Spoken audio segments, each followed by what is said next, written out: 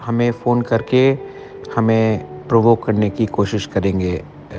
Phone को recording करके किसी को बदतमीज़ी से बात करके हमें गुस्सा लाने का एक कोशिश करेंगे।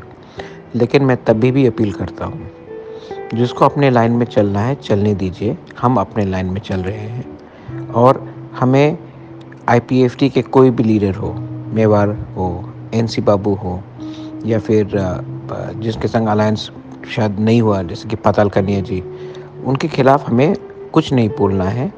मैं नहीं चाहता हूँ कि तिपरा मोथा नेगेटिव राजनीति करे। हम लोग को अपने लाइन में चलना चाहिए और हमको बताना चाहिए तिपरा शाह को कि हम क्या कर सकते हैं, ना कि वो लोग खराब हैं। ये पॉलिटिक्स से नुकसान दोफा का होगा।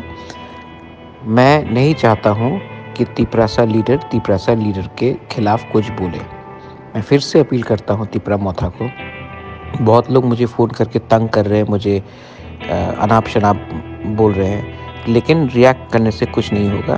ठंडा दिमाग से हम लोग को अपने लाइन में चलना है और किसी के खिलाफ कुछ नहीं बोलना है। अगर उन्होंने हमारा झंडा निकाल के फेंक दिया, ठीक है, हम लोग और 1000 झंडा लगा देंगे। उनका नफ़रत का जवाब हम प्यार से देंगे, क्योंकि इलेक्शन के बाद सबको एक संग ही बैठकर आगे चलना है। तो इलेक्शन के लिए अपने दफ़ा को तिपरा मोथा डिवाइड नहीं करेगा। और ये मेरा अपील है सबको कि आप गलत रकम से रिएक्ट मत कीजिए। वायलेंस का रिएक्शन वायलेंस से नहीं होता है, प्यार से होता है। मैं सबको प्यार करता हूँ। आईपीएफटी में जो है उनको प्यार करता हूँ, टीपीएफ में जो है उनको प्यार करता हूँ, जो अन्य दल है सबको प्यार करता हूँ। और इसी के लिए मैं कह रहा हूँ कि इलेक्शन के लिए अपना दफ़ा को आप मत बाँटिए और अपने लाइन में चलिए, उनको अपने लाइन में चलने दीजिए। वो अगर कुछ गलत भी करेंगे तो हमें गलत नहीं करना चाहिए।